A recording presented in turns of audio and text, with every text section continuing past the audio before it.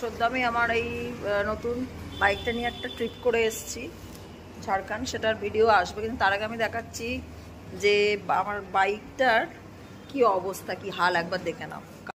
দেখো দেখো কথা দেখা শুরু করো। তাও একবার আমি মুছে দিয়েছি, তারপরেও এই অবস্থা আমার কার। দেখো ভাই, জানি না বুঝতে পারছি না, দেখো দেখাই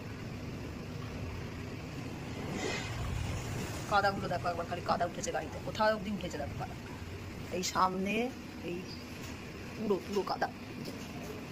দেখো দেখলে বুঝতে পারো, আমি সরাই, এই দেখো কাদা দেখো খালি, বুঝতে পারছো তোমরা কাদাগুলো?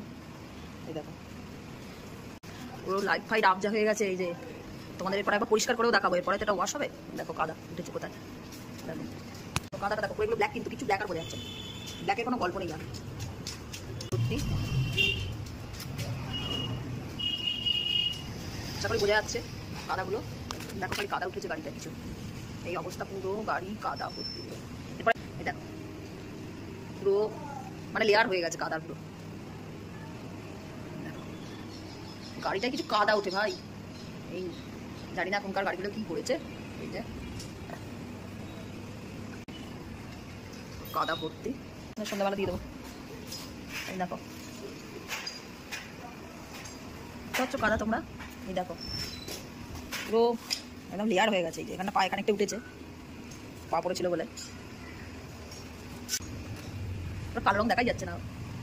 এই হচ্ছে গাড়ির অবস্থা, এখানগুলো সেম। এই যে বৃষ্টি পড়েছে, পুরো মনসুন রাইড হয়েছে, কিন্তু বাইকটার কি অবস্থা, একবার কাদাটা কি হয়েছে। তোমাদের কারোর এই প্রবলেমটা হচ্ছে কিনা আমাকে একটু সবাই জানিও কমেন্ট বক্সে কমেন্ট করে।